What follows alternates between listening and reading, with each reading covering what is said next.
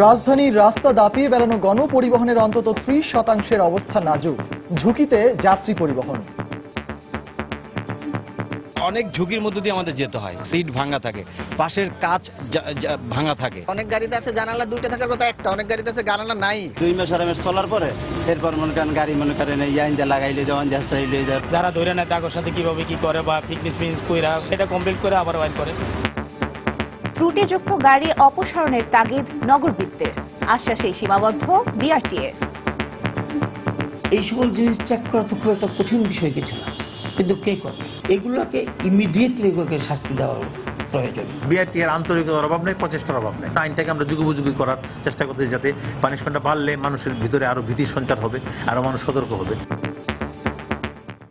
দেখছিলেন সময়ের বিশেষ শিরোনাম। সন্ধ্যার সময়ে সঙ্গে আছে আমি তানজিম মুনিয়াত এবং আমি সজল মিত্র রিচার্ড। এবার অন্যান্য শীর্ষ সংবাদ। বঙ্গবন্ধুর রক্ত নিশ্চিহ্ন করতে ঘাতকরা রাসেলকেও ছাড় দেয়নি। শেখ রাসেলের জন্মবার্ষিকীতে প্রধানমন্ত্রী আগামী প্রজন্মকে যে কোনো ত্যাগ স্বীকারে প্রস্তুত থাকার আহ্বান। সরকারের খাদ্য বান্ধব কর্মসূচি নিয়ে অনিয়ম করে কেউ পার পাবে না। অভিযোগ পাওয়ার সঙ্গে সঙ্গে ব্যবস্থা নেওয়া হচ্ছে, ব্রিফিংয়ে খাদ্যমন্ত্রী।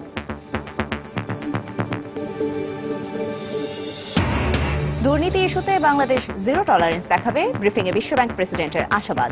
জলবায়ু পরিবর্তনের ঝুঁকি মোকাবেলায় $200 কোটি দেওয়ার প্রতিশ্রুতি। গাঁজা রাখার স্বীকারোক্তি আদায় করে স্কুল শিক্ষার্থীকে দেয়া সাজা বাতিল করলেন হাইকোর্ট। টাঙ্গাইলের ম্যাজিস্ট্রেট ও থানার ওসিকে প্রত্যাহারের নির্দেশ। এবং রাজধানী থেকে গ্রেফতার জেএমবি 7 সদস্য 6 দিন করে রিমান্ডে। বড় ধরনের নাশকতা চালানোর সক্ষমতা হারিয়েছে নব্য জেএমবি, দাবি পুলিশের।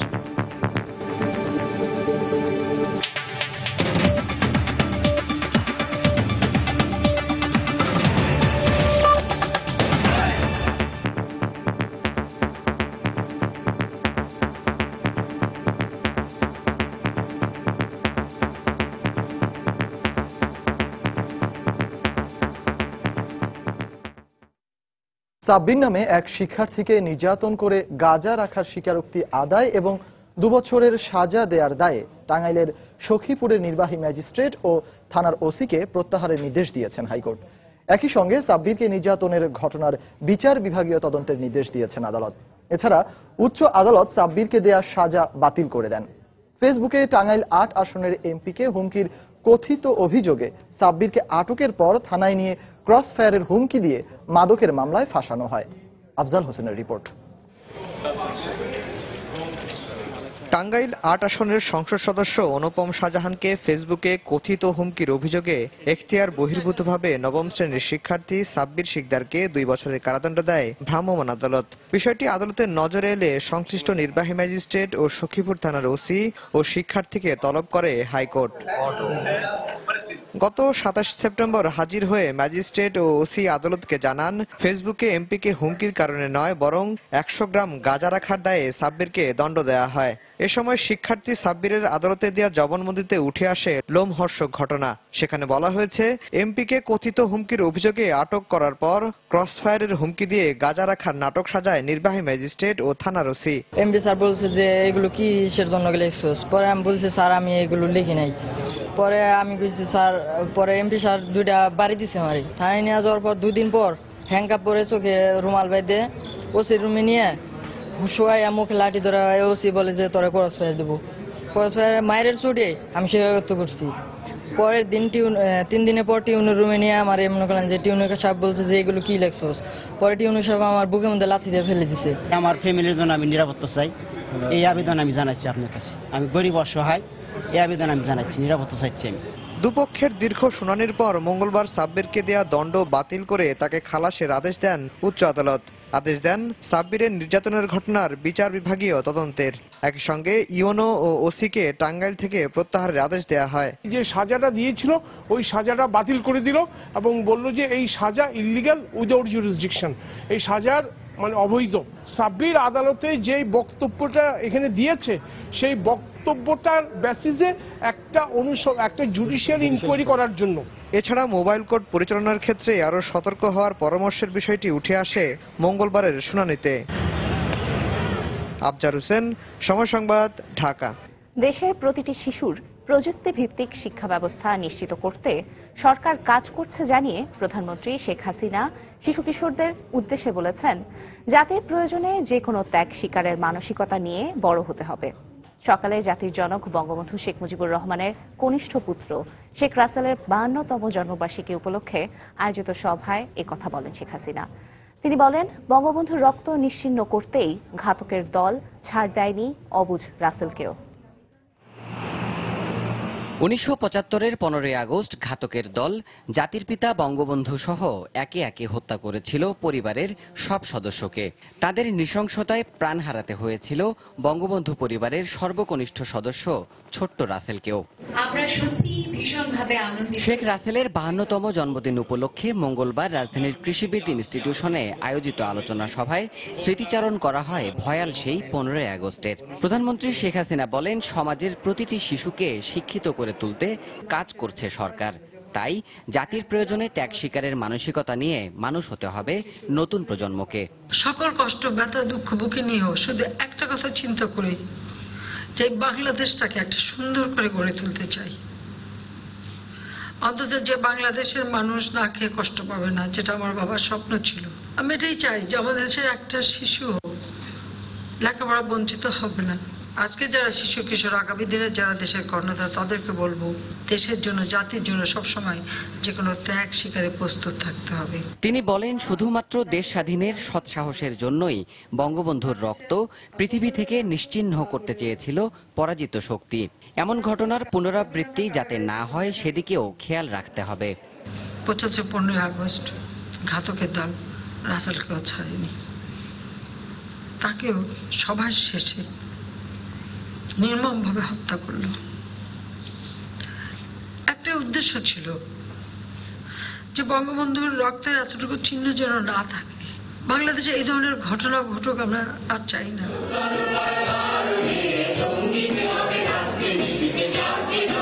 পরে শেখ রাসেল শিশু কিশোর পরিষদের সাংস্কৃতিক পরিবেশনা দর্শক সারি থেকে উপভোগ করেন প্রধানমন্ত্রী শেখ হাসিনা।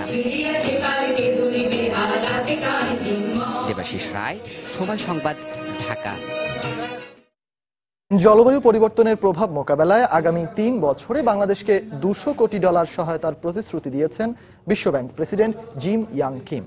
বিকেলে বিশ্বব্যাংক বাংলাদেশ কার্যালয়ে এক সংবাদ সম্মেলনে এ প্রতিশ্রুতি দেন তিনি। দুর্নীতির বিরুদ্ধে বাংলাদেশ জিরো টলারেন্স দেখাবে এমন আশাবাদ ব্যক্ত করে বিদেশি বিনিয়োগ আকর্ষণে অবকাঠামোগত উন্নয়ন সহ বেশ কিছু পরামর্শ দেন বিশ্বব্যাংক প্রেসিডেন্ট। প্রতিবেশী দেশগুলোর তুলনায় বাংলাদেশে বিদেশি বিনিয়োগ কম। ব্যক্তিখাতের বিনিয়োগ বাড়ানো গেলে সেই অর্থ অবকাঠামো উন্নয়নে কাজে লাগানো যাবে। সরকারের 7ম পঞ্চবার্ষিক পরিকল্পনা বাস্তবায়নের জন্য প্রাতিষ্ঠানিক সক্ষমতা বাড়াতে হবে। এর মধ্যে সরকারি অফিস, বিচার বিভাগ, সরকারি ব্যাংক, কর ব্যবস্থাপনা ও দুর্নীতি দমন কমিশনকে অবশ্যই শক্তিশালী করতে হবে। আমরা আশা করি বাংলাদেশ দুর্নীতি প্রতিরোধে জিরো টলারেন্স দেখাবে। বাংলাদেশে বিশ্বব্যাংকের কার্যক্রম ভবিষ্যতেও অব্যাহত থাকবে বলে জানিয়েছেন সংস্থার প্রেসিডেন্ট জিম ইয়ং কিম। সকালে বরিশালের বাবুগঞ্জ উপজেলার রাকুদিয়া গ্রামে সাংবাদিকদের একথা বলেন তিনি। সেখানে বিশ্বব্যাংকের সাহায্যপুষ্ট দারিদ্র্য বিমোচন কর্মসূচি সহ বিভিন্ন প্রকল্প পরিদর্শন করেন বিশ্বব্যাংক প্রেসিডেন্ট। এসব কর্মসূচির মাধ্যমে যারা সুবিধা পেয়েছেন তাদের সঙ্গে মতবিনিময় করেন তিনি। 2012 সালে ফেব্রুয়ারি মাসে বিশ্বব্যাংকের সাহায্যপুষ্ট এসডিএফ বা সোশ্যাল ডেভেলপমেন্ট ফাউন্ডেশন নামের একটি প্রতিষ্ঠান রাকুদিয়া গ্রামে কাজ শুরু করে। পরে উজিরপুর উপজেলার ভরসা কাঠি এলাকার সাইক্লোন শেল্টার সেন্টার পরিদর্শনে যান বিশ্বব্যাংক প্রেসিডেন্ট।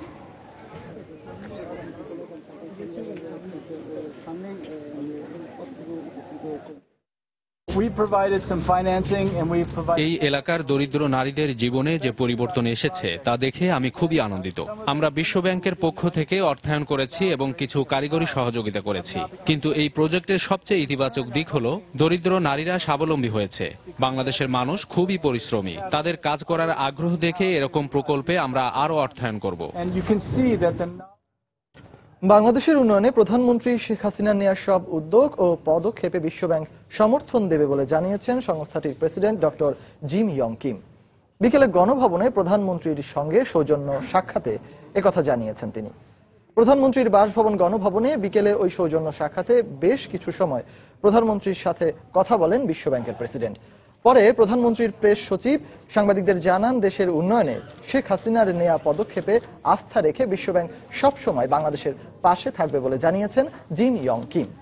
এ সময় প্রধানমন্ত্রীর কার্যালয়ের ঊর্ধ্বতন কর্মকর্তাদের পাশাপাশি অর্থ মন্ত্রণালয় এবং বিশ্বব্যাংকের ঢাকা অফিসের কর্মকর্তাগণ উপস্থিত ছিলেন। সন্ধ্যার সময় আরো থাকছে, ইডেন কলেজের সাবেক অধ্যাপক আলী হোসেন হত্যাকাণ্ডে গাড়ি চালক মামুন সহ আরো 2 জন গ্রেফতার। 19 লাখ টাকা হাতিয়ে নিতে খুন দাবি র্যাবের। কোনো অবস্থাতেই খাদ্য বান্ধব কর্মসূচিকে বিতর্কিত হতে দেবে না সরকার। অনিয়মকারী যে দলেরই হোক ছাড় পাবে না। চলমান খাদ্য বান্ধব কর্মসূচি নিয়ে সচিবালয়ে সংবাদ সম্মেলনে এমন হুঁশিয়ারি দেন খাদ্যমন্ত্রী অ্যাডভোকেট কামরুল ইসলাম। এ সময় তিনি খাদ্য বান্ধব কর্মসূচি নিয়ে অনিয়মকারীদের বিরুদ্ধে ব্যবস্থা নেয়ার বিভিন্ন চিত্র তুলে ধরেন। নির্বাচনী প্রতিশ্রুতি অনুযায়ী দেশব্যাপী হতদরিদ্র মানুষের মাঝে 10 টাকা কেজি দরে চাল বিতরণ শুরু করে সরকার। গত 7 সেপ্টেম্বর রংপুরের চিলমারীতে এই কর্মসূচির উদ্বোধন করেন প্রধানমন্ত্রী শেখ হাসিনা। কর্মসূচির আওতায় স্থানীয় জনপ্রতিনিধির মাধ্যমে দেশের 50 লাখ হতদরিদ্র পরিবারকে নির্বাচন করে তাদেরকে কার্ড দেওয়া হয়। এসব কার্ডের মাধ্যমে প্রতিটি পরিবার নির্ধারিত ডিলারদের কাছ থেকে 10 টাকা কেজি দরে মাসে সর্বোচ্চ 30 কেজি চাল কেনার সুযোগ পাচ্ছেন। তবে কর্মসূচি শুরুর পর থেকেই বিভিন্ন স্থানে হতদরিদ্রের নামের তালিকা তৈরিতে নানা অনিয়ম ও দুর্নীতির অভিযোগ ওঠে। ডিলারদের বিরুদ্ধেও পাওয়া যায় কালোবাজারের অভিযোগ। এরই প্রেক্ষিতে সরকারের খাদ্যবান্ধব কর্মসূচি নিয়ে সংবাদ সম্মেলনের আয়োজন করে খাদ্য মন্ত্রণালয়। ইতোমধ্যে অনিয়মের বিরুদ্ধে নেওয়া নানা ব্যবস্থার চিত্র তুলে ধরে খাদ্যমন্ত্রী বলেন, এই কর্মসূচিতে কোনো ধরনের অনিয়ম সহ্য করা হবে না। হতদরিদ্রের জন্য কর্মসূচি এবং হতদরিদ্ররা যাতে বিনামূল্যে 10 টাকা কেজিতে চাল তারা পায়, এই পরিবারগুলো 50 লক্ষ পরিবারকে আমরা বাংলাদেশের সকল হতদরিদ্রকে দিতে পারবো না, কিন্তু 50 লক্ষ পরিবারকে যাতে আমরা দিতে পারি। খাদ্যবান্ধব কর্মসূচিকে কোনো অবস্থাতেই দলীয়করণ করতে দেওয়া হবে না বলেও জানান খাদ্যমন্ত্রী। এই কর্মসূচিকে কোনো অবস্থাতেই বিতর্কিত করা যাবে না। আপনারা সাংবাদিক হিসাবে আমাদেরকে সহযোগিতা করবেন এবং অনিয়মের চিত্র আপনারা তুলে ধরবেন, আমরা যাতে সংশোধন করতে পারি তার জন্য, এবং আমরা যে ব্যবস্থাগুলো গ্রহণ করছি সেইগুলো একই গুরুত্ব সহকারে আপনারা প্রকাশ করবেন। বিশেষ করে জনপ্রতিনিধিরা আমাদেরকে যদি সহযোগিতা করেন, আমি বিশ্বাস করি আর কয়েকদিনের মধ্যে ইনশাল্লাহ সমস্ত অনিয়ম আমরা দূর করতে সক্ষম হবে। খাদ্যবান্ধব কর্মসূচি নিয়ে অনিয়ম ঠেকাতে জেলা প্রশাসকদের চিঠি দেওয়ার পাশাপাশি প্রতিটি বিভাগে মাঠ পর্যায়ে খাদ্য মন্ত্রণালয়ের প্রতিনিধি দল কাজ করছে বলেও জানান খাদ্যমন্ত্রী। প্রসূন আশিস, সময় সংবাদ, ঢাকা। এদিকে গাইবান্ধায় খাদ্য বান্ধব কর্মসূচির 183 বস্তা চাল জব্দ করা হয়েছে। সকালে ফুলছড়ি উপজেলার খাটিয়ামারি চর থেকে এই চাল জব্দ করা হয়। উপজেলা নির্বাহী কর্মকর্তা জানান, খাদ্য বান্ধব কর্মসূচির আওতার 183 বস্তা চাল কালোবাজারে বিক্রির জন্য গত রাতে মোকাররম মির্জার বাড়িতে মজুত করা হয়। এলাকাবাসী স্থানীয় ইউপি সদস্য হুকুম আলীর সহায়তায় ওই বাড়ি থেকে চাল জব্দ করে। সকালে উপজেলা নির্বাহী কর্মকর্তা ও উপজেলা খাদ্য কর্মকর্তা ঘটনাস্থলে উপস্থিত হয়ে চাল উদ্ধার করেন। উপজেলা খাদ্য কর্মকর্তা জানান, সংশ্লিষ্ট কর্মকর্তা আল মামুনের সহযোগিতায় ডিলার আজহার আলী চালগুলো আত্মসাৎ করেন। ঘটনার পর থেকে ডিলার আজহার আলী পলাতক অবস্থায় রয়েছেন। গরিব দুঃখীর মাল সব এক বাড়িতে চুরি করে আশ্রয় জমা করছিল। ওটা আমাদের এলাকার চ্যাংরা বাংলা নেতা কর্মীরা সাধারণ পাবলিকের ধৈর্য ওরা আটক করে টিএনও সাহেবের কাছে জানানো হয়েছে, ওসি সাহেবের কাছে জানানো হয়েছে। 2টা বাড়ি থেকে আমরা মালগুলো জব্দ করে ওখানে তালাবদ্ধ করে রাখছি এবং একটা জব্দ তালিকা তৈরি করছি। সেখানে মোটামুটি 183 বস্তার মতো, সেখানে পরিমাণ কত 8.5 টনের মতো হবে, তার একটু বেশি হতে পারে। এই পরিমাণ চাল আমরা জব্দ করে রেখেছি। ডিওডিসি 314 বস্তার মতন, অর্থাৎ 15 টন 690 কেজি। তার মধ্যে 183 বাদে যেটা বিতরণ করছে ট্যাক অফিসারের যেখানে দায়িত্ব ছিল এটা সঠিকভাবে দেখাশোনা এবং তদারকি করা এবং যাতে ভোক্তারা সুবিধাভোগীরা মাল পায় সেটা নিশ্চিত করা। এবার গণপরিবহনের নাজুক অবস্থা নিয়ে সময়ের বিশেষ রিপোর্ট। দীর্ঘদিন সংস্কার না করায় রাজধানীতে চলাচলকারী 30% বেশি যাত্রীবাহী যানবাহনের অবস্থা নাজুক। বিশেষজ্ঞরা বলছেন, সঠিক তদারকির অভাবে বাহ্যিক ও অভ্যন্তরীণ ত্রুটি নিয়ে প্রতিনিয়ত মহানগরীতে চলাচল করছে এসব বাস, মিনিবাস। এতে ঝুঁকিতে থাকতে হয় যাত্রীদের। গণপরিবহনের শৃঙ্খলা ফিরিয়ে আনতে ত্রুটিযুক্ত গাড়ি অপসারণের তাগিদ দিয়েছেন নগরবিদরা। এক্ষেত্রে শুধু আশ্বাসেই সীমাবদ্ধ বিআরটি এর কার্যক্রম। আরএফএন প্রিন্সের তোলা ছবিতে শাফিন জাহিদের রিপোর্ট। প্রায় এক যুগ ধরে রাজধানীর সড়কগুলোতে দাপিয়ে বেড়ানোর ফলে বৈশাখী পরিবহনের বাসের হাল এখন এমন। প্রতিটি জানালার গ্লাস ভাঙা, নেই সামনে আর পেছনে সচল কোনো সিগন্যাল বাতি। এর মধ্যে বেশ কয়েকবার ডাম্পিং এর জন্য নেওয়া হলেও ফাঁকফোকর দিয়ে বের হয়ে আবারও চলছে নগরীতে। সড়ক পরিবহন কর্তৃপক্ষের নিয়ম অনুযায়ী 60 ধরনের ত্রুটির উপর নির্ভর করে একটি যানকে দেয়া হয় সড়ক প্রয়োজনীয় কাগজপত্র অর্থাৎ ফিটনেস সার্টিফিকেট। অথচ প্রয়োজনীয় সনদ তো দূরের কথা, যান্ত্রিক ত্রুটির পাশাপাশি বিভিন্ন ধরনের বাহ্যিক ত্রুটি নিয়েও দেদারসে চলছে এসব যানবাহন। যারা ধরে নেয় তাদের সাথে কিভাবে কি করে বা ফিটনেস মিন্স কইরা তখন রোড পারমিনেন্ট এই ডেট ফেল থাকে, এরা করে এটা কমপ্লিট করে আবার বাইর করে। সার্ভিস সেন্টার চলে তো ওই 2 মাস আরামের চলার পরে এরপর মনে করেন গাড়ি মনে করেন ইয়াইন যা লাগাইলে যেমন যা চাইলে যা রং সঙ্গে এই সেই। নগরীতে চলা জরাজীর্ণ এসব যান নিয়ে অভিযোগের শেষ নেই যাত্রীদের মুখে। অনেক ঝুঁকির মধ্য দিয়ে আমাদের যেতে হয়। একটা মানুষ গাড়িতে বসবে, সিট ভাঙা থাকে, পাশের কাচ ভাঙা থাকে। ভাঙা তো দূরের কথা, অনেক গাড়িতে আছে জানালা 2টা থাকার কথা একটা, অনেক গাড়িতে আছে জানালা নাই। বেসরকারি সমীক্ষা বলছে নগরীতে যে বাস আর মিনিবাস চলে তার মধ্যে প্রায় 60%-ই নেই কোনো সঠিক অবকাঠামো। তবে আগামী 1 বছরের মধ্যে ত্রুটিযুক্ত যানবাহনের বিরুদ্ধে ব্যবস্থা নিয়ে এ সমস্যার সমাধান করার আশ্বাস বিআরটি এর। বিআরটি এর আন্তরিকতার অভাব নেই, প্রচেষ্টার অভাব নেই, যার জন্য আইনটাকে আমরা যুগোপযোগী করার চেষ্টা করতে, যাতে পানিশমেন্টটা বাড়লে মানুষের ভিতরে আরো ভীতির সঞ্চার হবে, আরো মানুষ সতর্ক হবে। আমরা আশাবাদী অদূর ভবিষ্যতে আনফিট গাড়ি রাস্তায় থাকবেই না। নগরবিদরা বলছেন ঢাকার রাস্তায় পরিবহনের শৃঙ্খলা আনতে পারলে সব শ্রেণীর যাত্রী উদ্বুদ্ধ হবেন গণপরিবহন ব্যবহারে। এই সকল জিনিস চেক করা তো খুব একটা কঠিন বিষয় কিছু না, কিন্তু কে করবে? শিডিউল মোতাবেক যদি মেরামত করে যান তা আপনি গাড়ি চালিয়ে নিতে পারেন। কিন্তু আমাদের দেশে যেটা হয় সেগুলো কি ইভেন চেসিসে পর্যন্ত হাত দেয় এটাকে বড় করার জন্য। এগুলোকে ইমিডিয়েটলি এগুলোকে শাস্তি দেওয়ার প্রয়োজন। এসব গাড়ি ছাড়াও আকার আর রং পরিবর্তন করে প্রায় 15,000 লেগুনা চলছে রাজধানী ঢাকায়। বেসরকারি এক হিসেব বলছে রাজধানীতে প্রতিদিন প্রায় 5 লাখ যানবাহন চলাচল করলেও প্রায় 1.5 লাখ গাড়ির কোনো ফিটনেস নেই। বাইরে থেকে রং চং দিয়ে এসব গাড়ির চাকচিক্য বাড়ানো হয়, অথচ এসব গাড়ির অধিকাংশই চলাচলের অনুপযোগী। তাই বিশেষজ্ঞরা বলছেন শুধুমাত্র ভ্রাম্যমাণ আদালতের কার্যক্রম পরিচালনা করে রাজধানীর গণপরিবহন ব্যবস্থার শৃঙ্খলা আনা সম্ভব নয়। প্রয়োজন সংশ্লিষ্ট সেবাদানকারী প্রতিষ্ঠানের কঠোর নজরদারি। শাফিন জাহিদ, সময় সংবাদ, ঢাকা। রাজধানী থেকে জেএমবির 7 সদস্যকে গ্রেফতার করেছে পুলিশের কাউন্টার টেররিজম ইউনিট।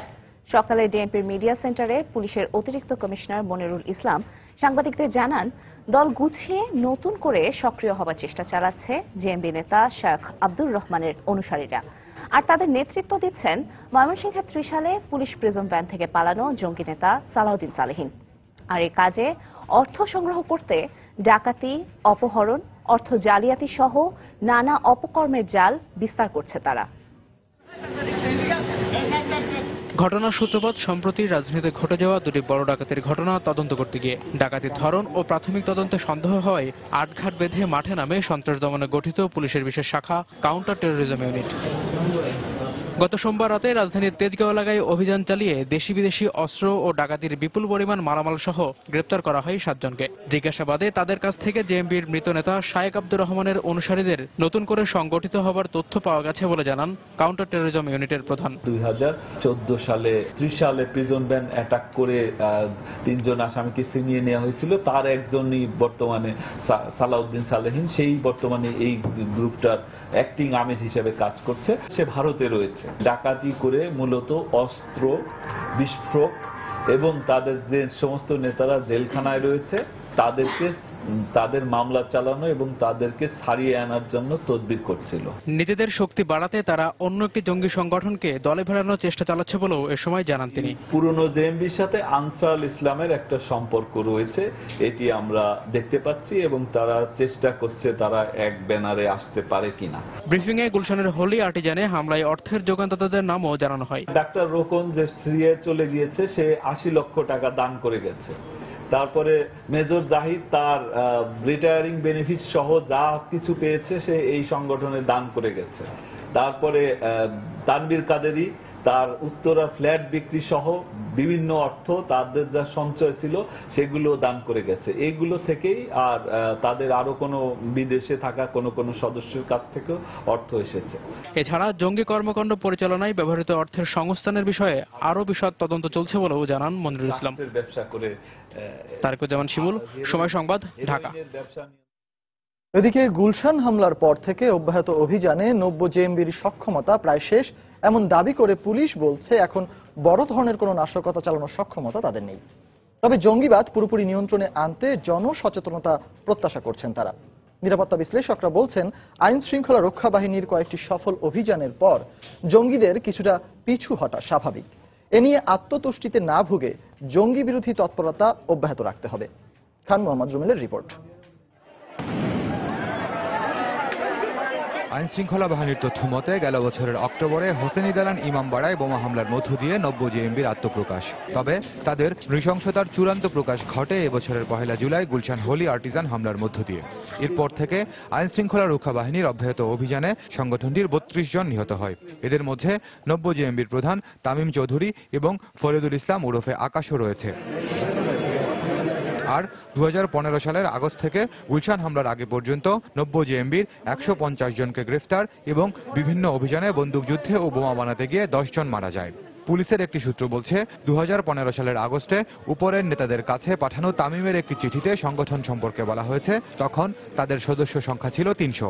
এর মধ্যে 31 জন মুহাজির যারা সংগঠনের জন্য বাসস্থান ছেড়েছেন, আশকারী বা প্রশিক্ষিত জঙ্গি 6 জন, শুরা সদস্য 3 জন, বোমা তৈরির কারিগর 2 জন এবং বাকিরা সাধারণ সদস্য।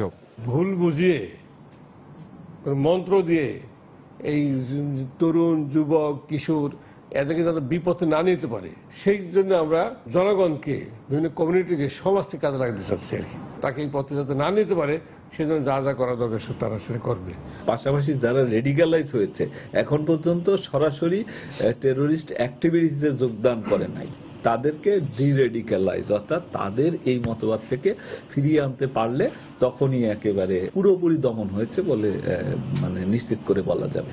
নিরাপত্তা বিশ্লেষকরা বলছেন আইন শৃঙ্খলা রক্ষা বাহিনীর কয়েকটি অভিযানের পর জঙ্গিদের কিছুটা নিষ্ক্রিয় থাকায় স্বাভাবিক। এটাকে সাময়িক ধরে নিয়ে পুলিশি তৎপরতা চলমান রাখতে হবে। তারা 70% নিয়ন্ত্রণ করছে না, কত ভাগ নিয়ন্ত্রণ করছে তা কিন্তু এই অঙ্কের হিসাবে মেলানো যাবে না। সেটা হয়তো তাদের একটা মূল্যায়ন বা ধারণা। যেহেতু পুলিশের কয়েকটি সফল অভিযান হয়েছে, আপাতত হয়তো পিছু হটেছে, সুতরাং পুলিশকে আত্মসন্তুষ্টির জায়গায় যাওয়া যাবে না। তিনি আরো বলেন জঙ্গিবাদ মোকাবেলায় পুলিশের মাঠ পর্যায়ের সক্ষমতা ও সচেতনতা বাড়ানোর উপর জোর দিতে হবে। যোগাযোগ স্থাপন করে। খান মোহাম্মদ রুমেল, সময় সংবাদ, ঢাকা। সন্ধ্যার সময় আরো থাকছে। ইংল্যান্ড সিরিজে কঠোর নিরাপত্তা ব্যবস্থা প্রশংসিত হল আইসিসির সভায়। আগামী বছর বাংলাদেশ সফরে আসতে আগ্রহী অস্ট্রেলিয়া। ইডেন কলেজের সাবেক অধ্যাপক আলী হোসেন মালিক হত্যা মামলার রহস্য উদ্ঘাটনের দাবি করেছে র্যাব। হত্যাকাণ্ডে জড়িত থাকার অভিযোগে 3 জনকে গ্রেফতার করা হয়েছে। গত 10 অক্টোবর রাজধানীর বনানী ডিওএইচএসে অবস্থিত সৈয়দ গ্রুপ অফ কোম্পানির অফিসে খুন হন ওই অফিসের জেনারেল ম্যানেজারের দায়িত্বে থাকা অধ্যাপক আলী হোসেন।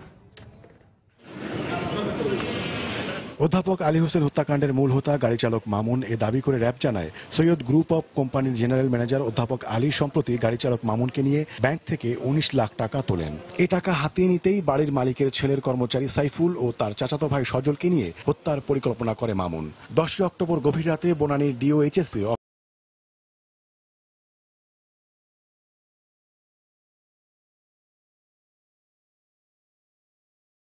হাত পা বেঁধে মুখে টেপ দিয়ে ওনাকে স্টেপ করে হত্যা করে ওনার চাবি নিয়ে তারপরে বল খোলে ওরা আসলে 19 লাখ টাকা পায় নাই, ওরা পেয়েছিল 1,50,000 টাকা।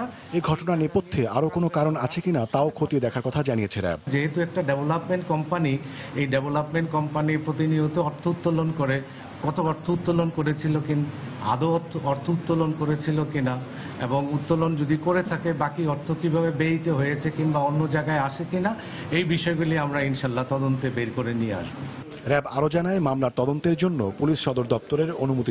দর্শক, গণভবনে আওয়ামী লীগের 20তম ত্রিবার্ষিক জাতীয় কাউন্সিল প্রস্তুতি কমিটির সভা শুরুর আগে বক্তব্য রাখছেন প্রধানমন্ত্রী ও দলীয় সভানেত্রী শেখ হাসিনা। আমরা সরাসরি চলে যাচ্ছি সেখানে। চেতনা বিশ্বাস করি, কারণ জাতির পিতা এদেশের মানুষকে দীর্ঘ সংগ্রামের পথ পাড়ি দিয়ে মহান মুক্তিযুদ্ধে বিজয় অর্জন করে স্বাধীনতা এনে দিয়েছেন।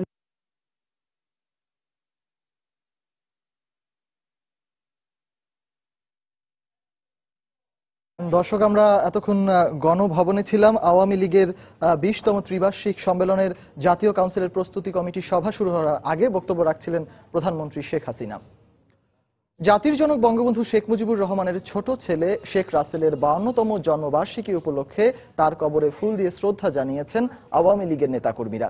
সকালে বনানী কবরস্থানে আওয়ামী লীগের সভাপতি মণ্ডলীর সদস্য ওবায়দুল কাদেরের নেতৃত্বে দলের নেতাকর্মীরা ফুল দেন। পরে শ্রদ্ধা নিবেদন করেন বিভিন্ন শ্রেণী পেশার মানুষ।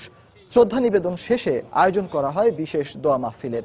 পরে দলের যুগ্ম সাধারণ সম্পাদক মাহবুবুল আলম হানিফ জানান, বঙ্গবন্ধুর খুনি নূর চৌধুরীকে ফিরিয়ে দিতে কানাডার সরকার প্রধানমন্ত্রীকে প্রতিশ্রুতি দিয়েছেন। পদ্মা সেতুর বিষয়ে কোনো দুর্নীতি প্রমাণ করতে না পারলে বিএনপির যেসব নেতারা এ নিয়ে অভিযোগ তুলেছেন তাদের বিরুদ্ধে মামলা করা হবে বলে জানিয়েছেন সড়ক পরিবহন ও সেতুমন্ত্রী ওবায়দুল কাদের। এদিকে মানুষ হত্যার দায়ে বেগম খালেদা জিয়াকে বিচারের কাঠগড়ায় দাঁড়াতে হবে এবং সারা জীবন সংসদের বাইরেই থাকতে হবে বলে মন্তব্য করেছেন আওয়ামী লীগের যুগ্ম সাধারণ সম্পাদক মাহবুবুল আলম হানিফ। সকালে রাজধানীর ধানমন্ডিতে শেখ রাসেলের জন্মদিন উপলক্ষে ঢাকা মহানগর উত্তর ও দক্ষিণ আওয়ামী লীগের আলোচনা সভায় তারা এসব কথা বলেন। এই হত্যাকাণ্ডের দায় নিয়ে বেগম খালেদা জিয়াকে কাঠগড়ায় দাঁড়াতে হবে এবং তার পাপের জন্য তাকে আদালতের শাস্তি ভোগ করতে হবে এবং সেই শাস্তির কারণে আর কখনো তার নির্বাচনে আর যোগ্য বলে বিবেচিত হবেন না। উনি সারা জীবনই ওনার বাকি জীবনটা সংসদের বাইরেই থাকতে হবে। বিএনপি নেতাকে বলবো, আপনি আপনার নেত্রীকে নিয়ে পদ্মা তীরে আসুন, স্বাগত। কোথায় দুর্নীতি হয়েছে, কোন কোন খাতে অপব্যয় হয়েছে প্রমাণ করতে হবে। প্রমাণ করতে না পারলে আপনাদের বিরুদ্ধে মামলা করা হবে। বিএনপির মহাসচিব মির্জা ফখরুল ইসলাম আলমগীর বলেছেন, দেশে গণতন্ত্র আজ প্রায় নির্বাসিত। শুধু বিএনপি নয়, বিরোধী রাজনৈতিক দল গণতান্ত্রিক পরিসর দেয়া হচ্ছে না। দুপুরে বিএনপি চেয়ারপারসনের গুলশান কার্যালয়ে সাংবাদিকদের সাথে আলাপকালে তিনি এসব কথা বলেন। এ সময় দেশে গণতন্ত্র ফিরিয়ে আনার উদ্যোগ নিতে আওয়ামী লীগের সম্মেলন ভূমিকা রাখবে বলে আশা প্রকাশ করেন মির্জা ফখরুল। বিএনপি কিনা বিরোধী দলগুলোকেই এখন বাংলাদেশে কোনো গণতান্ত্রিক কোনো পরিসর দেওয়া হচ্ছে না। শুধু সভা সমিতির ব্যাপারেই নয়, সব ক্ষেত্রেই প্রায় এখন গণতন্ত্র সংকুচিত, শুধু নয়, গণতন্ত্র প্রায় আপনার নির্বাসিত হয়ে গেছে। যে এই সম্মেলনের মধ্য দিয়ে বাংলাদেশকে গণতন্ত্রে ফিরিয়ে আনবার জন্যে তারা তাদের ভূমিকা পালন করবে। বিএনপি যদি আমন্ত্রণ পায় তাহলে বিএনপি সিদ্ধান্ত নেবে যে সে যাবে কিনা, কিন্তু এখন পর্যন্ত আমন্ত্রণ আমরা পাইনি। রামপালে কয়লা ভিত্তিক বিদ্যুৎ কেন্দ্র নির্মাণের প্রতিবাদে ডাকা তেল, গ্যাস, খনিজ সম্পদ ও বিদ্যুৎ বন্দর রক্ষা জাতীয় কমিটির মিছিলটি পুলিশের বাধায় পণ্ড হয়েছে। সকালে জাতীয় প্রেস ক্লাবের সামনে জড়ো হয়ে মিছিল নিয়ে ভারতীয় হাই কমিশনারের কাছে খোলা চিঠি দেওয়ার উদ্দেশ্যে রওনা দেয় তেল, গ্যাস, খনিজ সম্পদ ও বিদ্যুৎ বন্দর রক্ষা জাতীয় কমিটি। মিছিলটি মৌচাকে পৌঁছলে পুলিশ বাধা দেয়, তবে বাধা উপেক্ষা করে সামনের দিকে এগিয়ে যায় মিছিল। এরপর মালিবাগে পুলিশের বাধার মুখে পড়ে মিছিলটি। সেখানে টিয়ার শেল নিক্ষেপ করে পুলিশ। এ সময় তেল, গ্যাস, খনিজ সম্পদ ও বিদ্যুৎ বন্দর রক্ষা জাতীয় কমিটির নেতা কর্মীরাও পুলিশকে লক্ষ্য করে ইট পাটকেল নিক্ষেপ করে। আগামী অর্থ বছরে বাংলাদেশ ব্যাংকের রিজার্ভ থেকে ঋণ নেবে সরকার। বিকেলে রাজধানীর বাংলা একাডেমিতে বাংলাদেশ ব্যাংক রেমিটেন্স অ্যাওয়ার্ড 2015 অনুষ্ঠানে একথা জানান অর্থমন্ত্রী আবুল মাল আব্দুল মুহিত। এ সময় তিনি আরো বলেন, বাংলাদেশের অর্থনীতির বর্তমান অবস্থা বিবেচনায় চলতি বছর প্রবৃদ্ধি 7.2% ছাড়াবে। আমরা যখন ক্ষমতায় আসি তখন এটা ছিল বোধহয় 4 বিলিয়ন 5 বিলিয়ন, এখন এটা 31-এ উঠে দাঁড়িয়েছে। আমরা ভাবছি এটা আপনাদের কাছ থেকে ঋণ নেব, নিয়ে এটা আমরা বিনিয়োগ করব বিভিন্ন প্রকল্পে, এবং প্রকল্পের ব্যর্থতা, প্রকল্পের সাফল্য, সেই দায়িত্বটা আমাদের থাকবে, এটা আপনাদের থাকবে না। আগামী বছরে এটা বাজেটে সুনির্দিষ্টভাবে বলে দেওয়া হবে।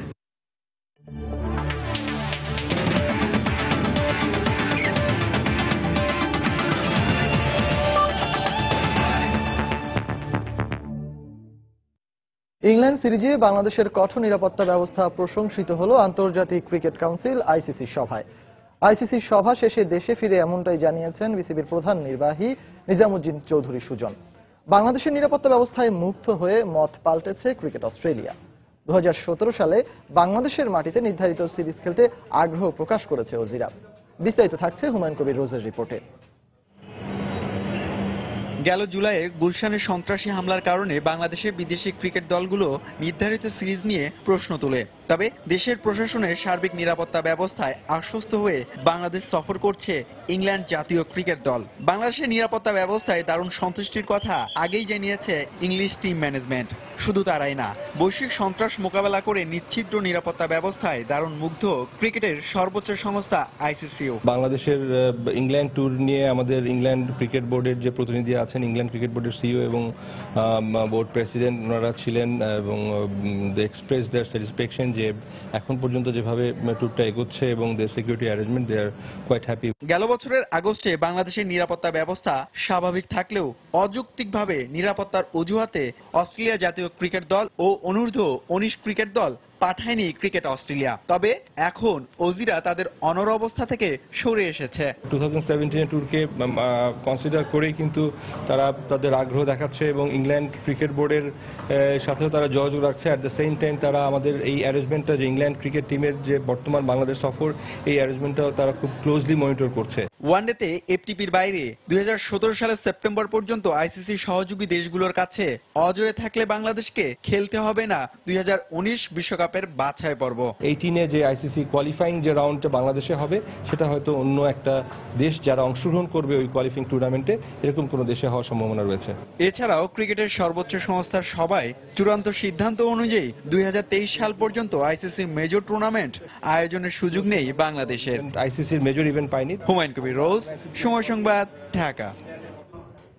ইংল্যান্ডের বিপক্ষে টেস্টে জয়ের জন্যই মাঠে নামবে বাংলাদেশ, জানিয়েছেন টাইগারদের বিশ্বসেরা অলরাউন্ডার সাকিব আল হাসান। বাংলাদেশ দীর্ঘদিন টেস্ট ক্রিকেটের বাইরে থাকলেও ঘাটতিগুলো অনুশীলনে পুষিয়ে নেওয়ার চেষ্টা করেছেন ক্রিকেটাররা। মাঠে নামার জন্য সবাই মুখে আছেন বলেও জানান সাকিব। এখন পর্যন্ত যেটা ট্রাই করতেছি আমরা সবাই প্রিপারেশনটা ভালোভাবে নেয়ার, কারণ আমরা যেহেতু অনেকদিন টেস্ট ম্যাচ খেলি না, আর আমি তো লঙ্গার ভার্সনই কবে খেলছি আমার কাছে মনে নাই, সো আমার জন্য ডিফিকাল্ট। সো দেখা যাক কি হয়, চেষ্টা করতেছি ওরকম মাইন্ডসেটটা তৈরি করা। ইনফ্যাক্ট খুব বেশি প্রিপারেশনের কিছু নয়, সব মেন্টাল দিক থেকে যত বেশি ঠিক থাকা যাবে, টেস্ট ম্যাচের জন্য প্রস্তুত থাকা যাবে, আমার কাছে মনে হয় সেটাই ইম্পর্টেন্ট।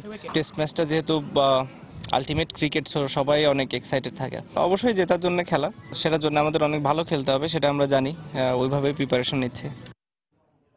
সন্ধ্যার সময় এ পর্যায়ে শীর্ষ সংবাদগুলো জানিয়ে দিচ্ছি আরেকবার। দুর্নীতি ইস্যুতে বাংলাদেশ জিরো টলারেন্স দেখাবে, ব্রিফিংয়ে বিশ্বব্যাংক প্রেসিডেন্টের আশাবাদ। জলবায়ু পরিবর্তনের ঝুঁকি মোকাবেলায় $200 কোটি দেওয়ার প্রতিশ্রুতি। বঙ্গবন্ধুর রক্ত নিশ্চিহ্ন করতে ঘাতকরা রাসেলকেও ছাড় দেয়নি। শেখ রাসেলের জন্মবার্ষিকীতে প্রধানমন্ত্রী আগামী প্রজন্মকে যে কোনো ত্যাগ স্বীকারে প্রস্তুত থাকার আহ্বান। সরকারের খাদ্য বান্ধব কর্মসূচি নিয়ে অনিয়ম করে কেউ পার পাবে না, অভিযোগ পাওয়ার সঙ্গে সঙ্গে ব্যবস্থা নেওয়া হচ্ছে, ব্রিফিংয়ে খাদ্যমন্ত্রী। গাঁজা রাখার স্বীকারোক্তি আদায় করে স্কুল শিক্ষার্থীকে দেয়া সাজা বাতিল করলেন হাইকোর্ট। টাঙ্গাইলের ম্যাজিস্ট্রেট ও থানার ওসিকে প্রত্যাহারের নির্দেশ। রাজধানী থেকে গ্রেপ্তার জেএমবির 7 সদস্য 6 দিন করে রিমান্ডে। বড় ধরনের নাশকতা চালানোর সক্ষমতা হারিয়েছে নব্য জেএমবি, দাবি পুলিশের। এবং রাজধানীর রাস্তা দাপিয়ে বেড়ানো গণপরিবহনের অন্তত 30% অবস্থা নাজুক, ঝুঁকিতে যাত্রীরা। ত্রুটিযুক্ত গাড়ি অপসারণের আশ্বাসেই সীমাবদ্ধ বিআরটিএ। এই ছিল সন্ধ্যার সময়। যে কোনো খবর পেতে ভিজিট করুন সময়নিউজ.টিভি আর সঙ্গে থাকুন সময়ের।